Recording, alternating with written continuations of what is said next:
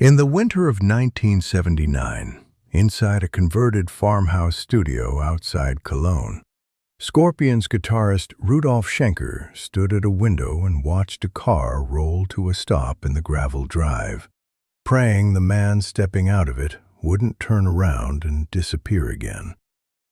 Half of the band's most important album sat unfinished on tape reels behind him, and the guitarist walking toward that door was the same one who had vanished from this band once before, his own younger brother, Michael Schenker, now fragile, unpredictable, and maybe rock's most talented loose cannon.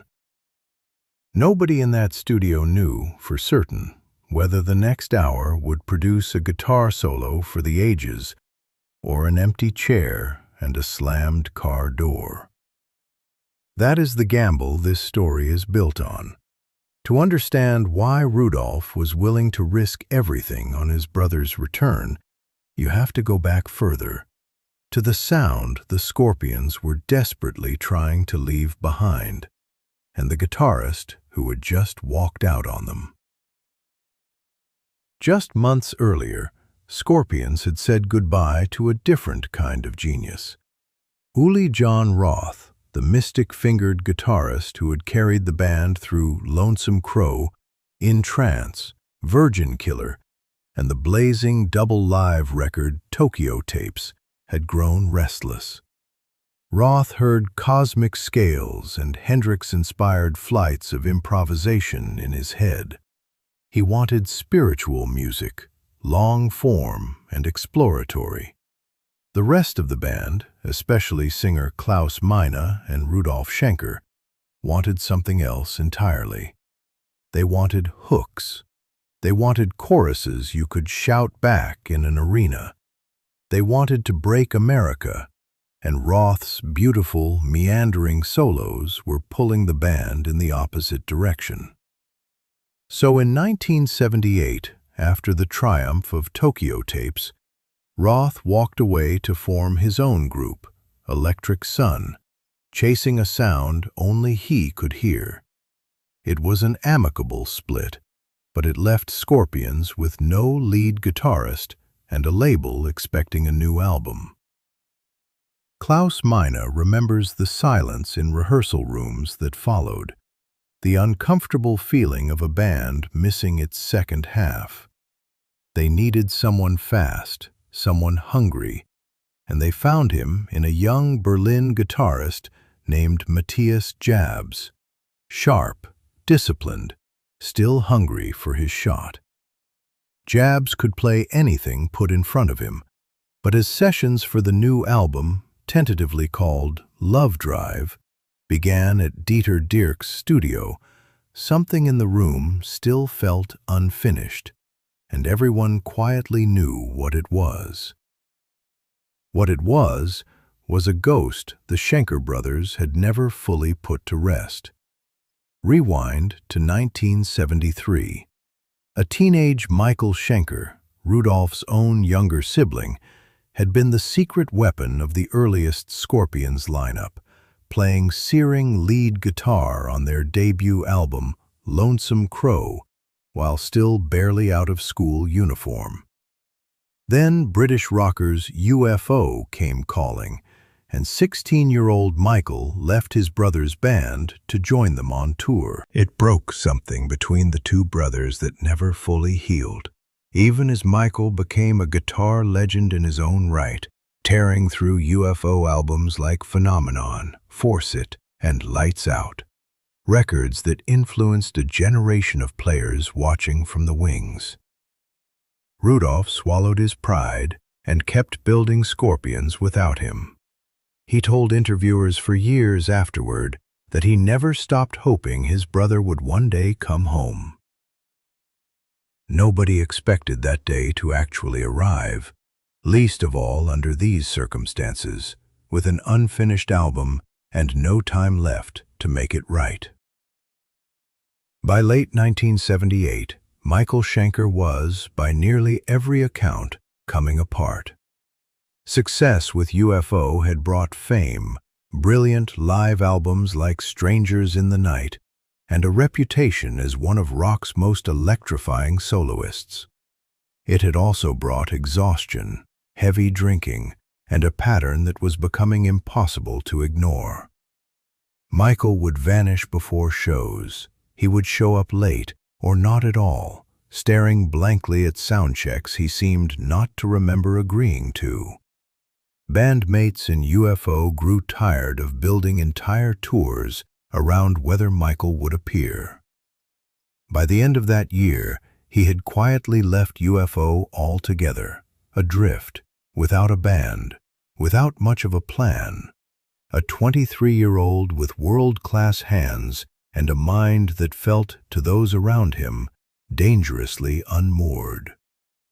It was exactly the kind of story that should have ended any conversation about bringing him into a studio on a deadline. Instead, it started one. Rudolf Schenker heard the news of his brother's departure from UFO through the small, tight grapevine of the German rock scene, and something in him refused to let the moment pass. Klaus Meine has since described the conversation among the band as tense, almost frightened. Michael was talented, everyone agreed on that without argument. But could he be trusted in a studio, on a tight budget, with a label already anxious about delays? Producer Dieter Dierks, a meticulous perfectionist who had shaped the Scorpions' sound since the mid-70s, had every professional reason to say no. Matthias Jobs was already delivering exactly what was asked of him, reliably, track after track. Bringing in Michael risked derailing sessions that were finally gaining momentum. But Rudolf pushed. This was his brother. This was unfinished family business set against unfinished music. And for once, both problems pointed toward the same door. There was a version of that day nobody in the band ever forgot, though each of them remembered a different detail. Klaus Meine remembered the smell of coffee going cold in paper cups while the argument dragged past midnight. Rudolf remembered staring at a stack of unfinished tape boxes, each one labeled with a song that still needed a voice only his brother could give it. Dieter Dierks remembered doing the math out loud. How many studio days remained? How many were left? Someone finally asked the question nobody wanted to say first.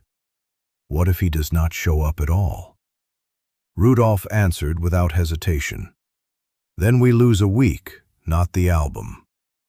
It was a small sentence, but it settled the room. They were not betting the whole record on Michael.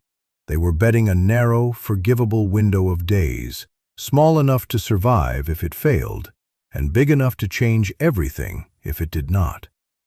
That was the calculation that made an impossible risk feel, just barely, like a reasonable one. So the call was made, tentative and careful, more invitation than contract. Come play on a few songs, no promises beyond that. And on the appointed day, the band gathered at the studio and waited, the tension in the control room thick enough to touch, nobody quite believing the plan would survive contact with reality. When Michael's car finally appeared in the gravel drive, Rudolf watched from the window, unwilling to celebrate too soon. Michael stepped out looking thinner than they remembered, quieter, carrying his guitar case like it was the only steady thing left in his life. He walked through the studio door without a word of explanation for the years between them, and Rudolf simply nodded him toward the live room, choosing, in that instant, not to ask a single question that might make his brother turn around and leave. What happened next stunned even the people who believed in Michael the most.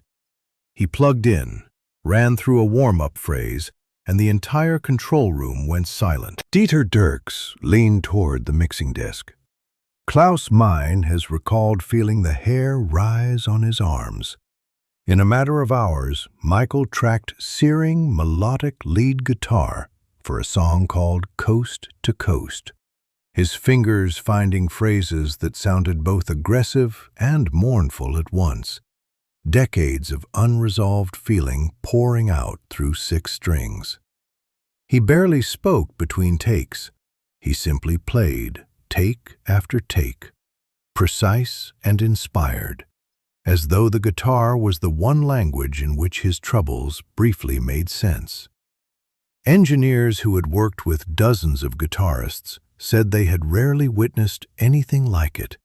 A musician operating entirely on instinct, chasing some internal sound only he could hear, and hitting it almost every time. Emboldened, and honestly a little disbelieving of their own luck, the band pushed further. Michael returned to record blistering lead work on Another Piece of Meat, a raw, swaggering rock number that needed exactly his brand of dangerous energy. Then came the album's title track, Lovedrive itself, a song that would come to define the record's fusion of melodic sensitivity and hard rock muscle. Michael's solo on that title track became, almost overnight, one of the most quietly worshipped guitar passages of the era, studied note for note by young players for years afterward. Meanwhile, Matthias Jobs continued recording lead parts on the rest of the album's tracks, and rather than clashing, the two guitarists' contributions somehow made Lovedrive sound richer, more dynamic, as if the album itself were holding two conversations at once. For a few extraordinary weeks in that Cologne studio, the gamble looked like it was paying off completely. The album needed one more piece of controversy to cement its legend, and it arrived on the cover. Designer Hugh Syme delivered artwork depicting a woman's bare chest with a stick of chewing gum stretched between her fingers and her skin. Sensual, strange, and instantly polarizing. American distributors panicked and swapped in a tamer alternate cover for the U.S. release, fueling exactly the kind of whispered notoriety that gets records passed hand to hand at parties. But inside the grooves, something more important than any cover image was happening. Rudolf Schenker had gotten his brother back, however briefly, and captured on tape a version of Michael Schenker's genius that might otherwise have been lost entirely to addiction, exhaustion, and time. For a moment, it felt like a genuine homecoming, the kind rock and roll rarely allows. Buoyed by the sessions, Scorpions made a decision that, in hindsight, was almost unbearably tense. They invited Michael to join them, not just in the studio, but on the road, for a run of live shows in early 1979 as Lovedrive prepared for release. For a handful of performances, it worked.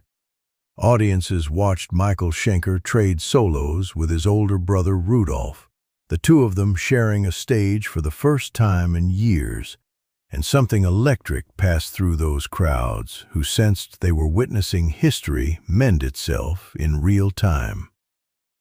Klaus Meine has described those early shows as thrilling, almost too good to be true.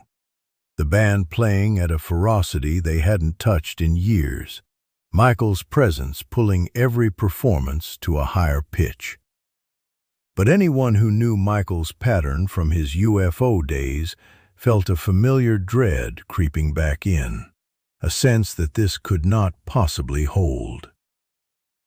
Picture one particular night on that short run of shows, an arena packed with fans who had bought tickets expecting the band they already knew, only to watch two Schenker brothers trade guitar lines under the same lights for the first time in 6 years. The crowd did not know the history.